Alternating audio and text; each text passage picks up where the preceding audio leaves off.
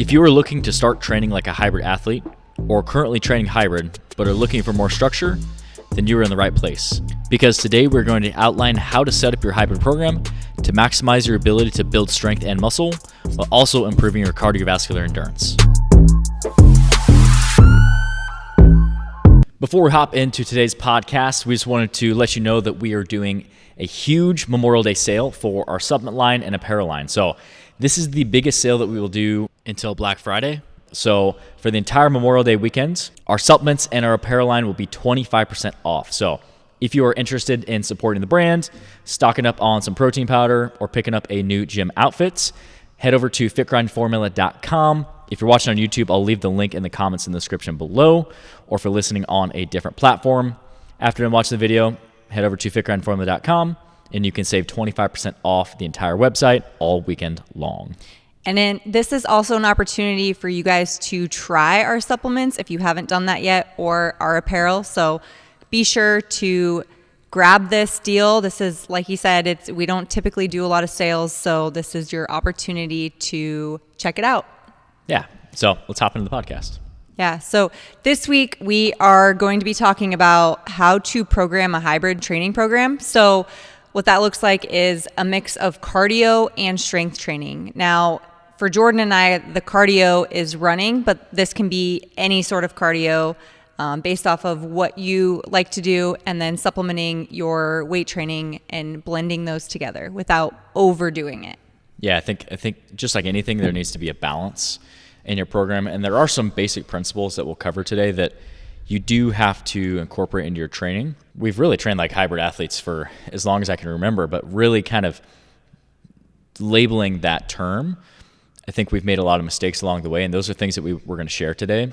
Some things that we've personally done and made mistakes that we want to share with you so you can avoid those mistakes. And like I said, also go through some basic principles that you should structure your program around. But the beauty of hybrid training is you can do a little more strength training, you can do a little more conditioning, you can do an even balance of both. You know, it's really a level playing field, and you just have to ask yourself what your goal is and structure the program around that. But we'll give you kind of the basic principles on how to structure your program today. Yeah, I think the term hybrid has become really popular, and yes. And in reality, I think it's actually something that people have been doing for years. It's just the term just now became super hot topic. Yep. But for us, it's just combining running and weight training together. But like Jordan mentioned, just finding that balance. And I think along the way, it's been a journey and a struggle to find a perfect balance. And I don't think that you're ever going to find the perfect balance as far as if you're training for a race, you're going to intensify the running. And if you're maybe just training for overall lifestyle, you can find that good, perfect balance. And then if you're maybe just focusing more on strength, then you condense the running. So yes, there is a perfect balance if you're just going for a lifestyle, which I think is what we're talking about today. But just know that does fluctuate depending on what your goals are. And that's something that we've found too is when we're in those race preps, we have to bring up that intensity in running and then drop the strength training. And yeah, so today I think we're just going to dive into just that lifestyle training and finding that perfect balance. Yeah, I think the first step is to choose your cardio. So for us, we like to run. We also like to do other forms of cardio too. So we have skiers and rowers and bikes and treadmills and sleds at our gym, and we incorporate that in our training. But pick one or two main cardio modalities that you're going to do. For us, it's running. It doesn't have to be running. You could bike, you could swim, you could do whatever you want, but pick something that you're going to try and get better at. I think that is the whole idea behind hybrid training, is trying to progress not only in strength training, but also in your conditioning. So pick one or two modalities that you're trying to get better at. That way it's not just random or sporadic and there's no necessary progress.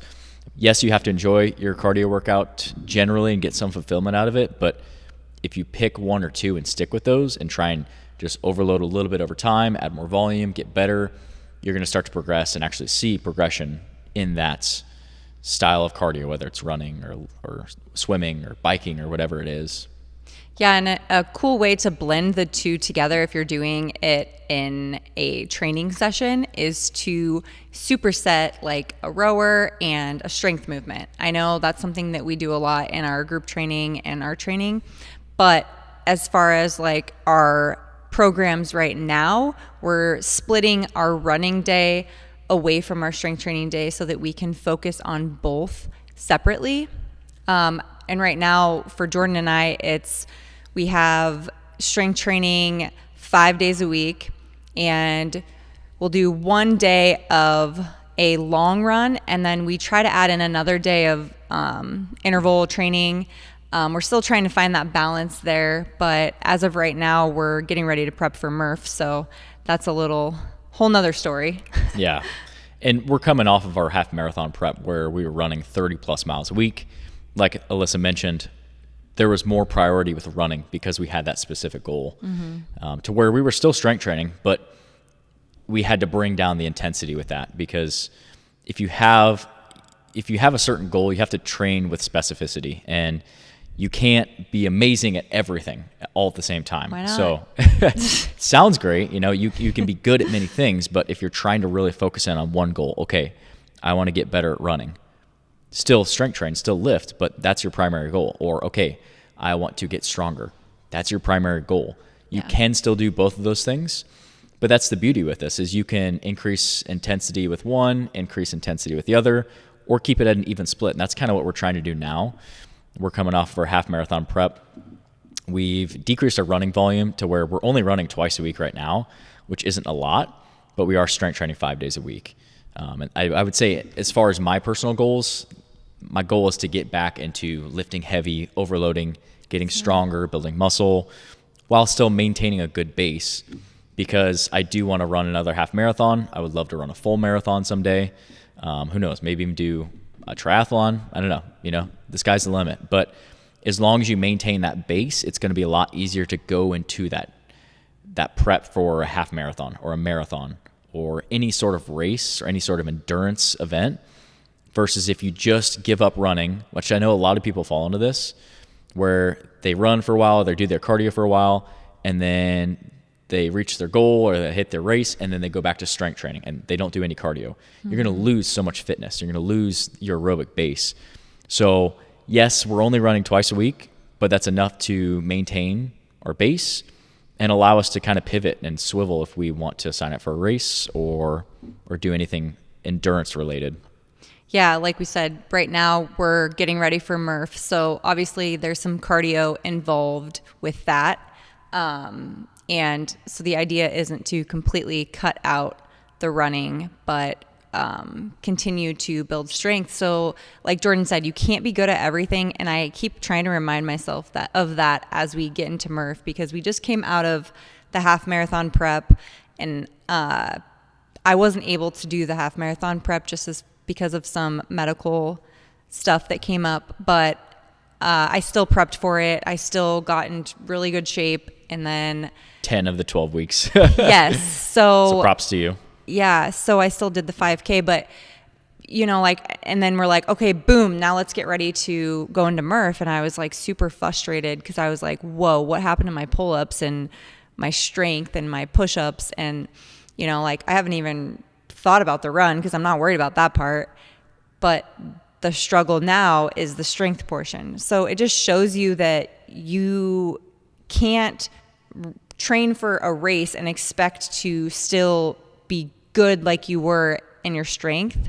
So I think a good point that I'm trying to make here is that if you stick with the same program forever, you're never going to be able to progress in both.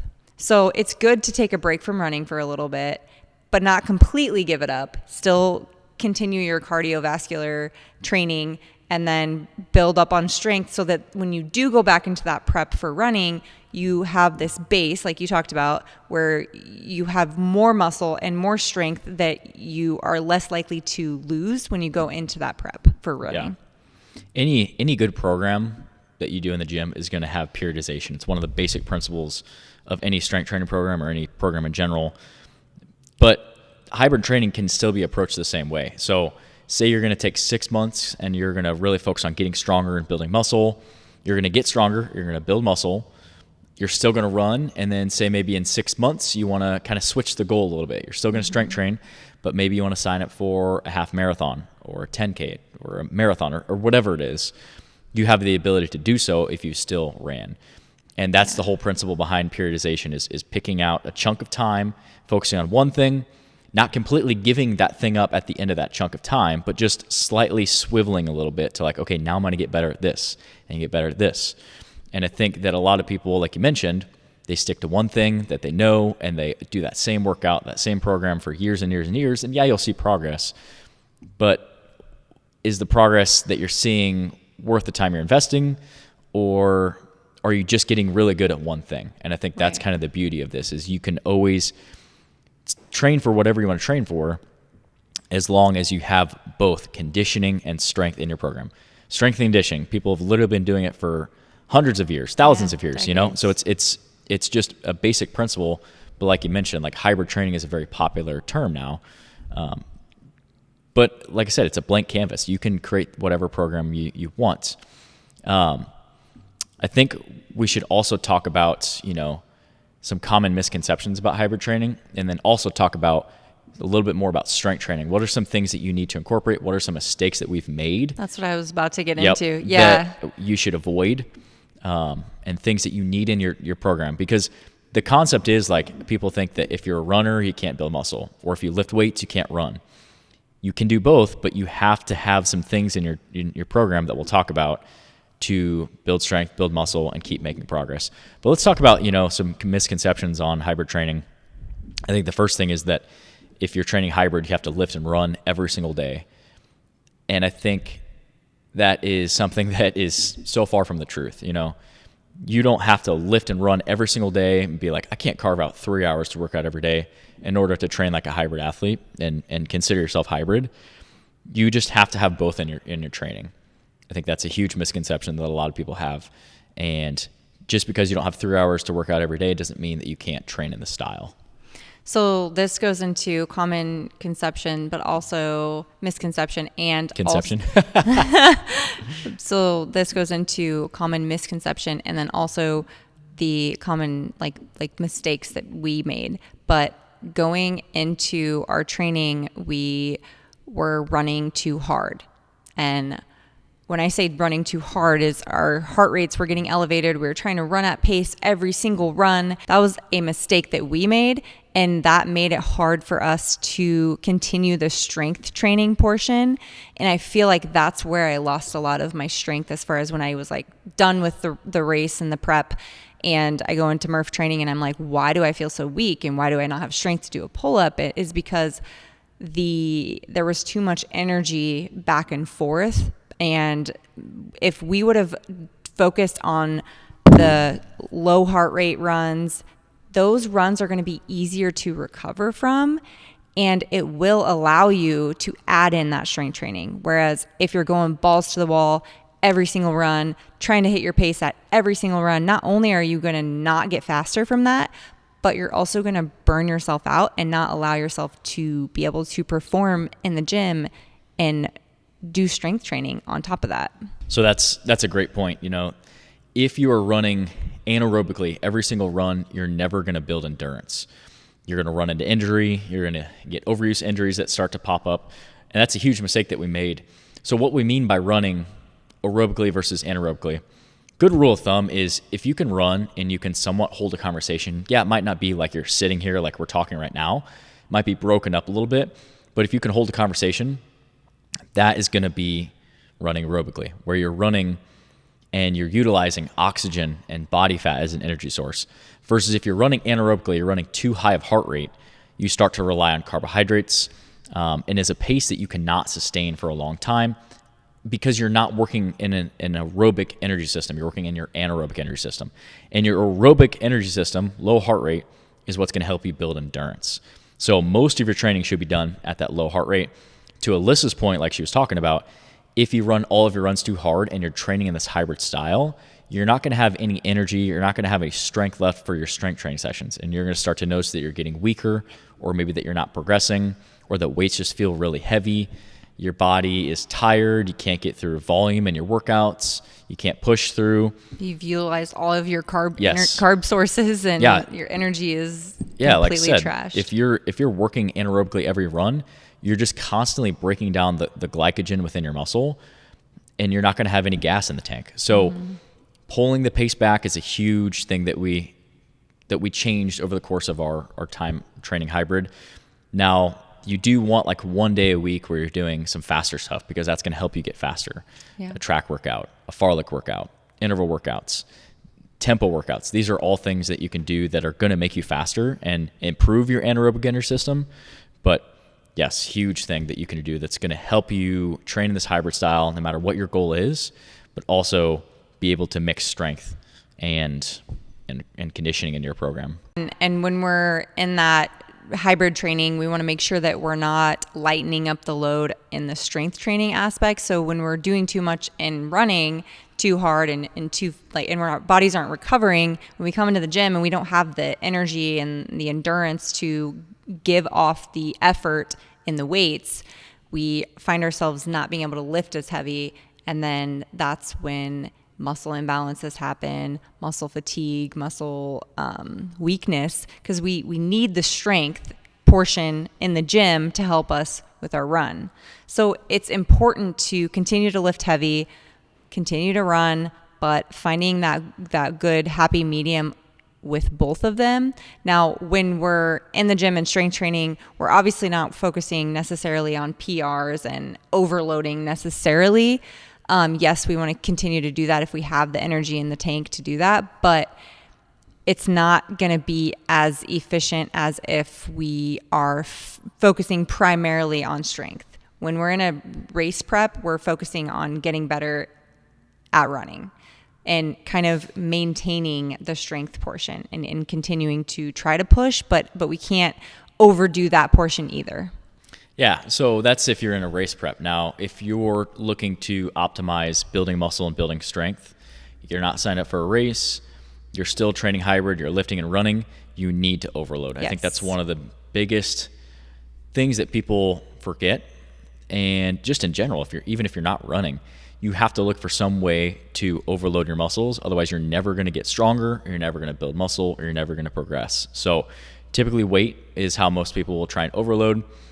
But it doesn't have to just be weight. It can be the amount of sets that you're doing, the amount of reps that you're doing, rest time, supersets, drop sets. There's a lot of ways that you can overload. But the whole principle behind overload and building muscle, the most foundational thing that you can do to build muscle and build strength is do just 1% more than you did last time. You're trying to just do a little bit more. You're trying to be competitive with yourself. And I just made a YouTube video about this the other day, talking about how do you actually build muscle? What is the actual process of that? And that's one of the things that I talked about is you have to overload. You have to pick these big compound movements, squats, bench press, deadlifts, overhead press, rows, pull-ups, lunges, all these types of movements that you can utilize a lot of weight and get stronger from week to week. And then add in some isolation work too as well, things like curls, leg extensions, lateral raises, those types of movements that are going to help build volume and help break down the muscle tissue further. But as a hybrid athlete, you have to look for ways that you can strength train and recover enough to be able to come in and hit your strength training sessions hard. And you're going to do that by running your slow runs slow, doing most of your training around that. Fueling, that's a whole nother topic that we could talk about, making sure that you're eating enough calories to support your goals. And if you're looking to train hard, you should not be eating in a deficit. So I think it just all comes back to your goal. What is your specific goal? What are you looking to accomplish? And everybody's program, whether looking to gain weight, lose weight, maintain weight, training for performance, training for aesthetics, your program's going to look similar. The nutrition might look a little bit different. The amount of volume you're doing either way is going to look a little bit different, but the concepts are still the same. You still have conditioning and you still have strength, and you're still fueling your body to perform and show up every single workout and give it your best, because every single workout is a piece of a puzzle. And just every workout just gets you one step closer to completing that puzzle. You're going to have different phases in training, and by determining which phase that you're in is where you can determine, okay, is this a phase where I can overload? Is this a phase where I need to be in a deficit? is this a phase where I need to increase my carbs? For example, if you're in a race prep, you want to make sure that you're, like Jordan said, fueling your body appropriately and increasing our carbs and maintaining that protein. And if we're in a caloric surplus, we want to increase protein, increase carbohydrates too, and a little bit of the fat.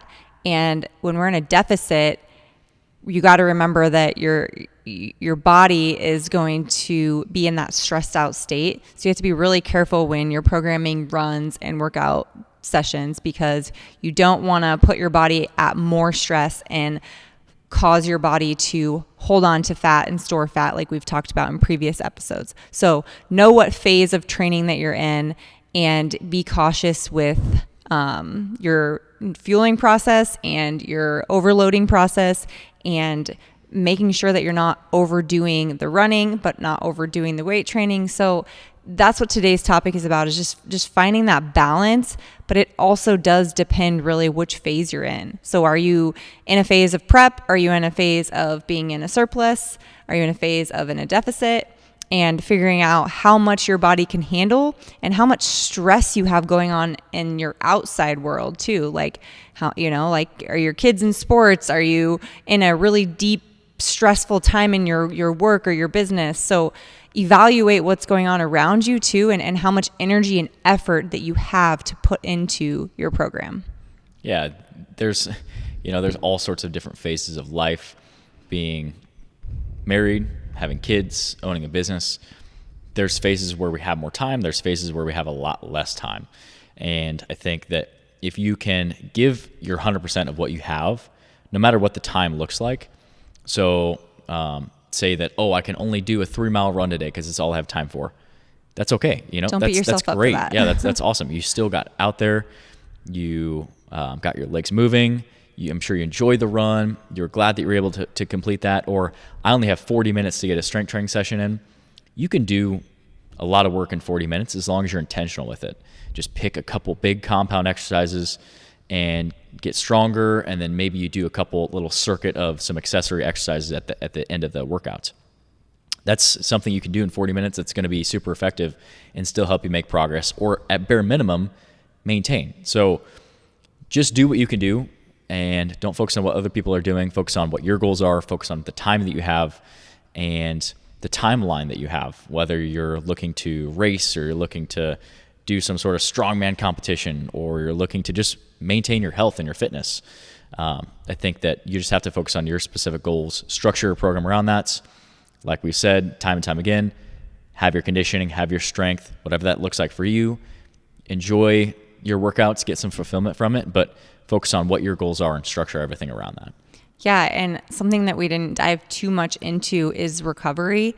And that's something I want to touch on, because that is also something I feel that I made a mistake on with our prep. And that kind of goes into like overdoing the running and overdoing the weight training. But the recovery process can look a little different. So recovery is stretching, fueling your body, listening to your body, which is one thing that I really am bad at. Like I know Jordan mentioned, if you can only get in 3 miles, there's some people who are like, I don't have time. I don't want to do it today. Like that might be you. But for me, it's like my body can be so fatigued, and mentally I want to work out because I know that working out is my therapy. It makes me feel better. It gives me energy. But there's some days that like my body's wrecked and I probably shouldn't work out. So I'm working on that portion of recovery, but that is something that you really, really have to focus on too. And on a day that you are recovering, like a Sunday or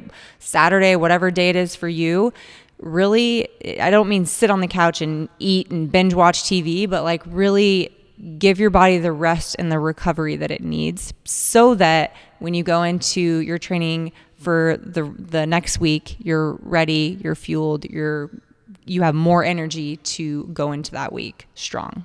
Yeah, if you just keep beating yourself down and you're never recovered, eventually you're going to hit a wall, or you're just not going to have the energy to bring to your workouts with enough intensity to see progress. Just because you're checking the box, but you're just being kind of lackadaisical with your workout, you're not getting stronger, you're not getting better, You're not hitting the paces that you're supposed to be hitting with your runs. That doesn't mean that you're just automatically going to be given results. You know, you have to go out and you have to earn your results, and you have to place a stimulus on your body that it's not used to for it to get better. And you're only going to do that if you're recovered, if you're ready, if you're excited for those workouts, and you're ready to come in and work hard and grit through some challenging exercises or a challenging run or challenging paces. That's what's going to make you better.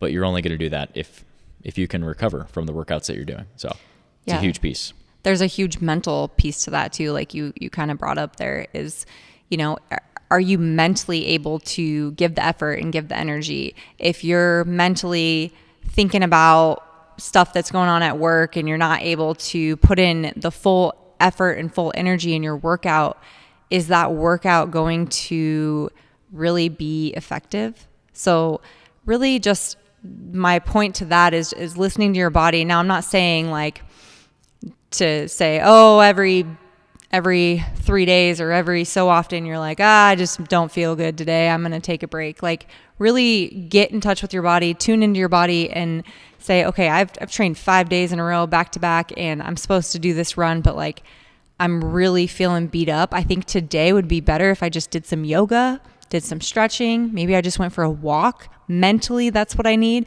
Mentally, my kids are driving me crazy today and I just need to go out and walk. And sometimes that's running for people. If you start walking, start moving your body and you're like, okay, I actually am feeling better, then you can turn that into a run. But I think it's just getting in tune with your body and listening to your body. I laugh because we say that, but we're the worst at that. I admitted that though. Like I know I'm bad at that. I know, that's why I'm laughing. Yes. If there's a workout planned, we're going to hit that workout, no matter how our body feels, you know, but you know, do as I say, not as I do type of thing where, if you're really feeling beat up or you're working through an injury and you just have to listen to your body, stick to your program, be intentional and be diligent with your program, but also look for signs of overtraining or even just like mental fatigue, not wanting to work out, not excited for your workouts multiple days in a row or multiple weeks in a row. That's when it really starts to become a problem. We're all going to have those days where we're tired and we have to get through a workout on 4 hours of sleep. That's part of being an adult and working towards your fitness goals. But if you go weeks and weeks without really wanting to be there and really not just having that fire, you need to take a step back and figure out what is causing that and make that fix. Yeah, you're not going to lose progress. You're not going to gain weight just by missing one workout. As long as you're sticking to your diet, sticking to your program, the next day get back on track. But you can allow yourself that break. And I'm like I said, I'm working on this and I will continue to work on this because that all leads to overuse, over fatigue, mentally just not wanting to be there. So if you want to hit your goal, stick to the program, then listen to your body, give yourself those breaks too, and find a good balance between the both. Yeah. So these are our tips on how to train in a hybrid style, mixing lifting and running into your program. If you guys have any questions, we'd love to help any way that we can. Make sure you let us know down in the comments, and we'll get back to you on any comments or questions that you have. If you guys are interested in supporting the brand, picking up some protein, picking up a new gym outfits, like I said, we have that full 25% off sale going on right now, the whole Memorial Day weekends.